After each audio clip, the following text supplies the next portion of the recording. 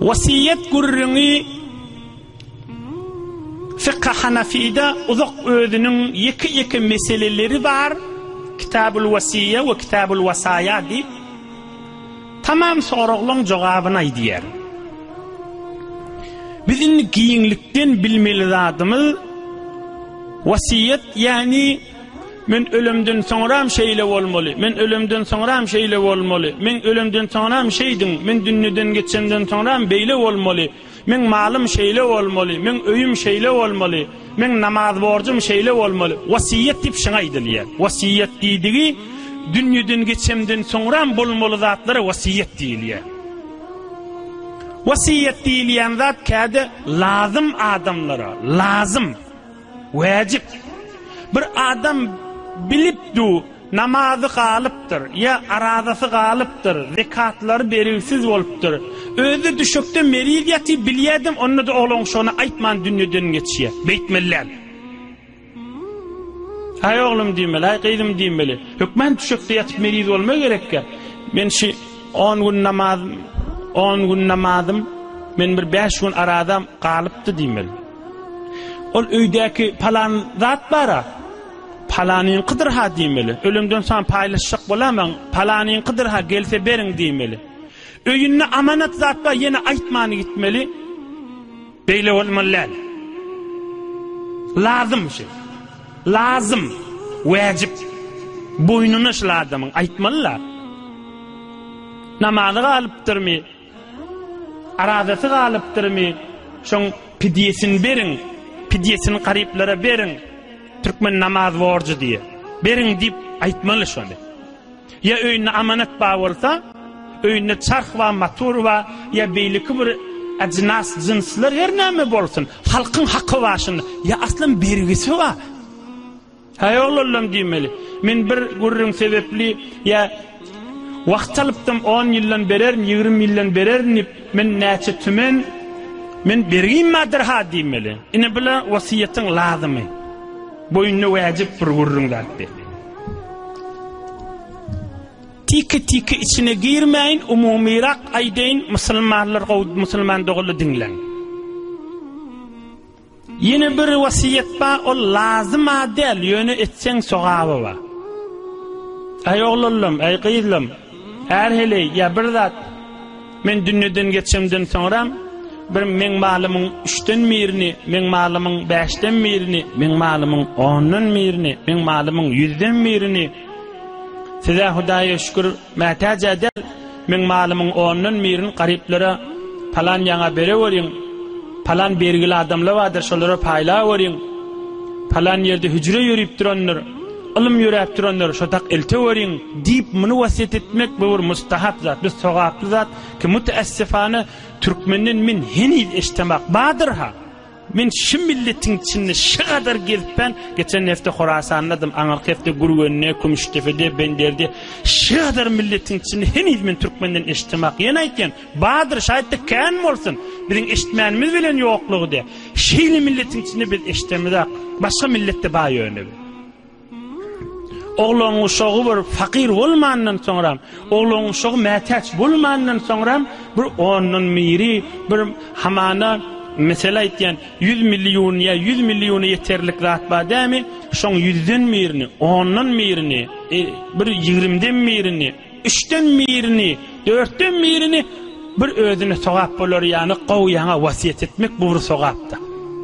Ini bir sogap bolly. Awal qısı lazım, vacip bolly. Yine bir sogap vasiyet ba, bir de heyurum bana az gördüm, az eşittim. Yaşlı şeyli öyünne gezip bir gedek oğlun şonu vasiyet eden akta. Men dünyadan geçimden sonra da namazınıza kaim olun.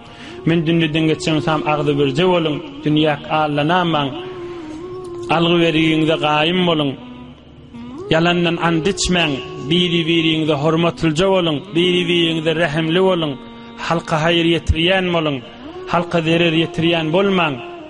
Biz molla vaqtimizda şayet 20 yıl olan bolsun, men nozul şayet şu kitabı vasiyet okuyup bakak bolan bolsun, ustadım Jabbarahun taksir bile getirip kököldi. Ustad merhum Nurcu Gahun Tullabi yolma Allah ona cennet-i firdevs versin. Şon vasiyetnamasını bize okuttu. Men özüm okuydum ustadım Jabbarahun taksirin huzurunda. Şi Nurcu Gahun taksirin vasiyetnamasını awwaldan ahir okuydu çıktıydı, men okuyup çıktım ahirine çeli şol dersin başında. Bir bolmaly ýagdaýlaryň biri wajib edel. Ýöne bir ulu konadan bir öz içerisine wasiyet etmeli. Öz cemaatine bir wasiyet etmeli. Şeýle bolun, beýle bolun.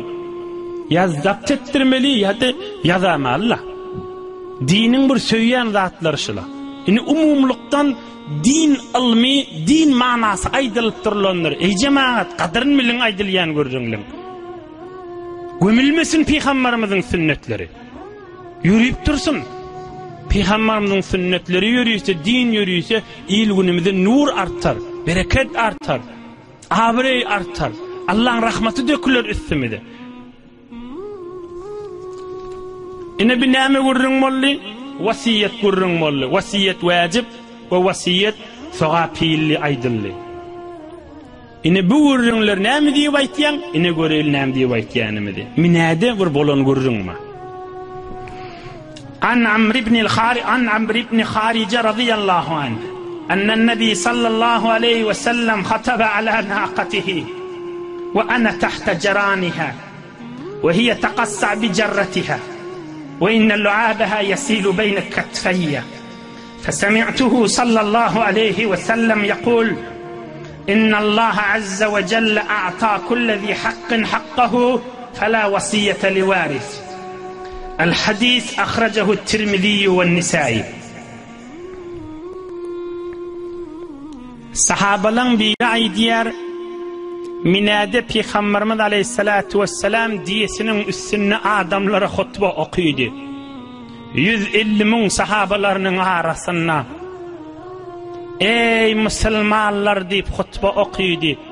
Ve men diyesinin eteginnedim Peygamberimiz diýen üstüne ve men ağzının eteginnedim diýen ağzının diýen boyunun eteginne. Ve şu duruşuma Peygamberimizin diyesinin ağzının suyu sülüyküsü men şu gerşimin üstüne akyp durardy, men qymylman durdum dipdir. Sahabalan bir aýdýar, minade Peygamberimiz aleyhissalatu vesselam üç adyrlaň arasynda giň ýerde hutba okuydy. Ummatına vaaz etti, nasihat etti. Ve menne Peygamberimizin diyesinin eteğine, ağzının eteğine, boynunun eteğine dedim. Ve şu diyen ağzının süslüykesi doğru men arkama damip dudu diye. Menne dudum ve şunu Peygamberimizin eşittim, aytti. Hudaý Taala her kimin hakkını bölüp koydu. Oğullan, kıyızdan, erden, heleyden ve beyleki yağdaylardan. Öz varisine de vesiyet etmek bolmaz dedi. Näme dedi? Öz varisine vesiyet etmelerliktir. Kanunu İslam'ın bir işi. Bir adam vesiyet etdiği hamana men bir oğluma dünýeden geçemden sonra palan tükany bermeli, şunu etmeliler. Gaýtaýdyn. Hamana 3 oğlu var, ya gyýdy var, ya oğlu var. Fela vasiyete li waris. Öz oğlu, öz gyýdy, erhili sen vasiyet etip bermeli. Odal Allah'ın bölüşü var da men şu bir oğluma palan etdiýän diýmeliler. Ýöne iýdi de var. Megerinki beyliki vereseli ecaza berse bu bolur. Megerinki beyliki vereseler şonu yürtse bu bolur. Megerinki beyliki vereseler ha bolya dädimiz şey gitip biz yürümizden biz razi dädimiz dünýeden geçenden soňra da şu kefini yürüdür tipti soňra yürtseli bu bolur. Ýöne oğul gyz däden bir kefini yürtçik dällise de hak ba. Däden hakkı yok beýtmäge, birine ya öz varisini vesiyet etmäge. Ýöne onu da oğul gyz biz yürtçik dädemizin kefini yürtseli bir bolýa.